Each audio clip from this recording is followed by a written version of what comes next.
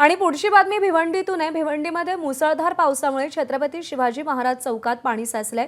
छत्रपती शिवाजी महाराज चौकात 1.5 ते 2 फुटापर्यंत पाणी साचलंय। अनेकांची वाहनं पाण्यात बंद पडलेली आहेत, ती धक्का मारून बाहेर काढावी लागतात। महापालिका आपत्कालीन विभागाच्या वतीने लोकांना घरी राहण्याचं आणि घरी जाण्याचं आवाहन केलं जात आहे। अनावश्यक बाहेर फिरू नये यासाठी सूचना केल्या जातात। अनेक जण पाण्यातून मार्ग काढतात।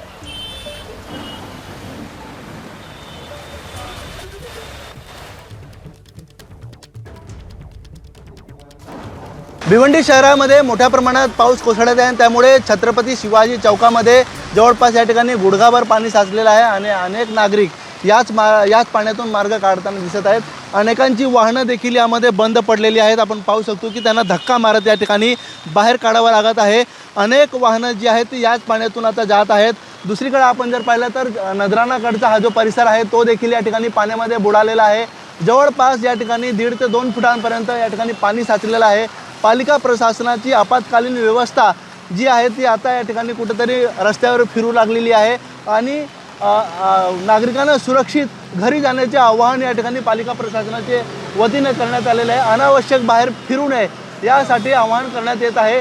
दुसरीकडे जे हातगाड्या वगैरे होत्या त्यांना आता हलवण्यास सांगण्यात आलेलं आहे, जेणेकरून कोणतीही दुर्घटना घडू नये यासाठी आता प्रयत्न पालिका प्रशासनाच्या वतीने करण्यात येत आहे। आपण पाहू शकतो की अनेक नागरिक जे घराबाहेर पडलेले होते आता ते कुठेतरी मार्ग काढत आपल्या घरी जाण्यासाठी या ठिकाणी निघालेले आहेत। मोठ्या प्रमाणात जो आहे तो पावसाचं पाणी जो आहे तो या ठिकाणी या परिसरामध्ये साचू लागलेला आहे। अनिल वर्मा, ABP माझा, भिवंडी।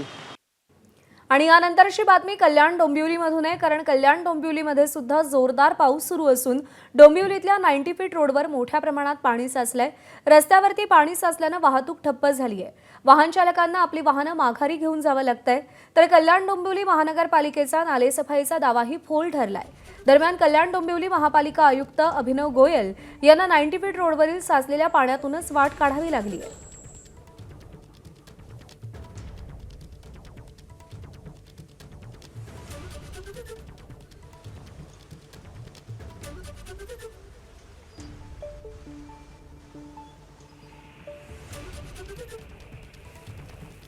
तर 90 फीट रोडवरची सकाळी 11:15 वाजताची ही दृश्य आपण पाहतोय।